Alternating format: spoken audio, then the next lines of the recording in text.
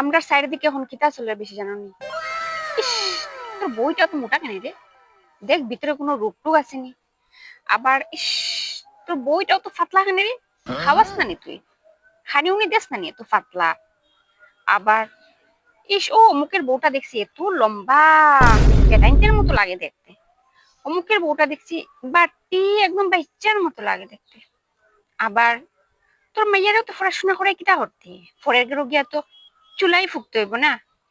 আর একবার ইস, তোর বই পড়াশোনা জানে না? আনপার গাবার একটা কৌতিকে উঠে লয়েছে জংলি বুট, পড়াশোনাই জানে না। আবার ইস, তোর বলে দেখছি কিরকম থাকে ফেরতের মতন, একদম সাজাগুজা করে না, দেখতে একটা খাচ্চরের মতো লাগে।